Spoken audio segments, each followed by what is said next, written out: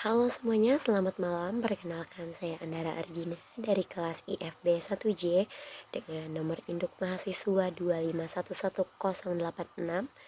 Nah, hari ini saya akan membahas materi bab ketujuh, yaitu Bahasa Indonesia dalam Pendidikan dan Ilmu Pengetahuan. Sebelumnya, mari kita datang ke latar belakang terlebih dahulu. Jadi bahasa Indonesia tidak hanya berfungsi sebagai alat komunikasi, namun juga menjadi bahasa resmi dalam bidang pemerintahan, pendidikan, dan ilmu pengetahuan. Dalam bidang pendidikan, bahasa ini digunakan sebagai media utama untuk menyampaikan materi ajar, membentuk karakter siswa, dan menanamkan nilai-nilai kebangsaan. Sementara dalam ilmu pengetahuan, bahasa Indonesia berperan sebagai bahasa ilmiah nasional yang memungkinkan hasil penelitian dan pemikiran ilmuwan Indonesia tersampaikan kepada masyarakat luas. Namun perkembangan global dan dominasi bahasa asing, khususnya bahasa Inggris, turut memberi tantangan terhadap eksistensi bahasa Indonesia dalam dunia akademi dan sains. Baik, mari kita membahas mengenai peran bahasa Indonesia dalam dunia pendidikan. Nah, bahasa Indonesia sebagai alat pengantar pendidikan. Jadi bahasa Indonesia digunakan sebagai bahasa pengantar utama dalam proses belajar mengajar di sekolah dan perguruan tinggi. Penggunaan bahasa nasional ini bertujuan untuk memastikan bahwa seluruh pelajar dari berbagai daerah dapat mendapatkan atau mengakses pendidikan secara setara tanpa hambatan bahasa maupun itu daerah ataupun bahasa asing. Nah, jadi ini menjadi fondasi penting dalam pemerataan pendidikan di seluruh Indonesia. Yang kedua, yaitu bahasa sebagai media pembentukan karakter. Melalui pembelajaran bahasa Indonesia, siswa tidak hanya diajarkan kebahasaan, namun juga diajarkan nilai-nilai budaya, etika, dan juga moral. Mulai dari cerita rakyat, puisi, pidato, dan karya sastra lainnya, menjadi sarana untuk menanamkan rasa nasionalisme, empati, dan kedisiplinan. Dengan begitu, bahasa Indonesia berperan dalam membentuk karakter generasi muda yang berakhlak dan berwawasan kebangsaan. Yang ketiga, bahasa Indonesia sebagai penunjang literasi. Program literasi nasional sangat bergantung pada kemampuan siswa dalam memahami dan menggunakan bahasa Indonesia. Dengan kemampuan berbahasa yang baik, siswa dapat mengembangkan keterampilan membaca, kritis, menulis analitis, dan berpikir logis.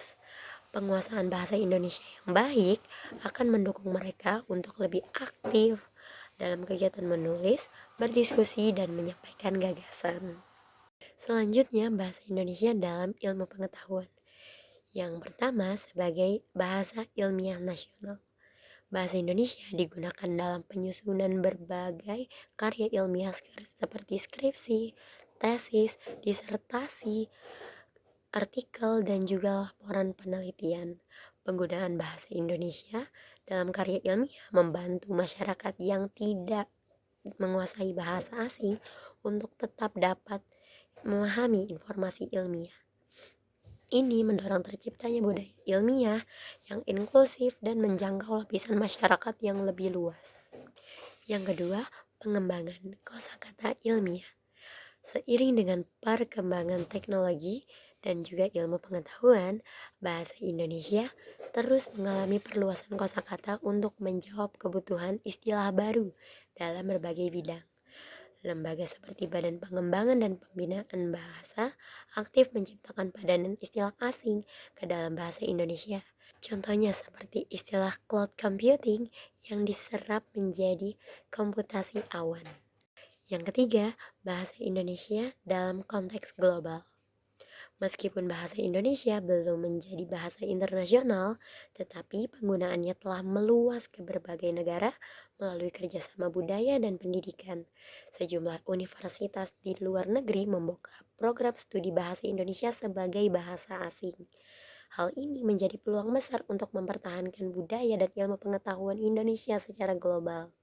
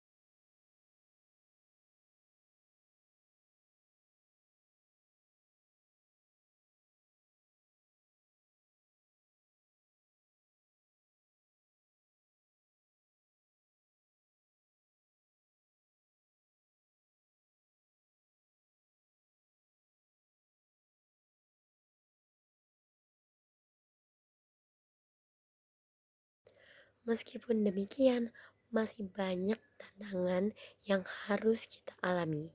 Contohnya seperti dominasi bahasa asing. Banyak jurnal ilmiah internasional yang hanya menerima karya tulis berbahasa Inggris, sehingga ilmuwan Indonesia sering merasa perlu menulis dalam bahasa asing demi publikasi global. Selain itu, ada juga rendahnya minat menulis ilmiah berbahasa Indonesia. Banyak akademisi lebih memilih menulis dalam bahasa asing atau bahasa Inggris karena dianggap lebih prestisius dan memiliki dampak yang lebih luas. Lalu selanjutnya, kurangnya standarisasi ilmiah. Masih banyak sekali bidang keilmuan yang belum memiliki padanan kata baku dalam bahasa Indonesia, sehingga memicu ketidakkonsistenan dalam penggunaan istilah.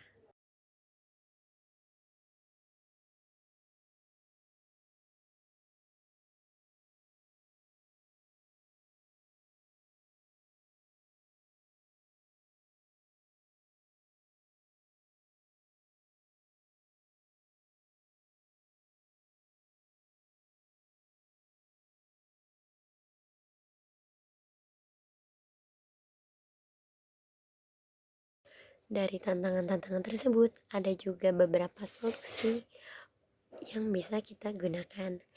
Misalnya peningkatan kualitas dan reputasi jurnal nasional, seperti pemerintahan perlu mendukung pengembangan jurnal ilmiah berbahasa Indonesia agar berkualitas dan terindeks internasional, sehingga menjadi pilihan utama bagi akademisi. Atau selain itu, penguatan pendidikan bahasa Indonesia akademik juga sangat penting. Kurikulum pendidikan tinggi perlu memasukkan pelatihan menulis karya ilmiah dalam bahasa Indonesia secara sistematis dan profesional. Dan yang terakhir, kolaborasi pengembangan istilah ilmiah.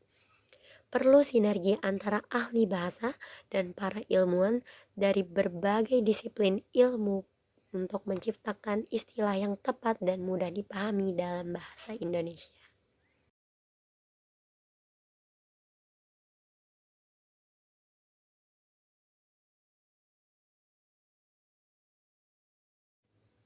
Kesimpulannya, bahasa Indonesia memiliki peran strategis dalam pendidikan sebagai media komunikasi, pembelajaran, dan juga pembentukan karakter bangsa. Dalam bidang ilmu pengetahuan, bahasa ini menjadi sarana penyebarluasan hasil pemikiran dan penelitian kepada masyarakat luas. Namun demikian, berbagai tantangan seperti dominasi bahasa asing dan juga kurangnya istilah ilmiah baku perlu disikapi dengan serius melalui langkah-langkah konkret.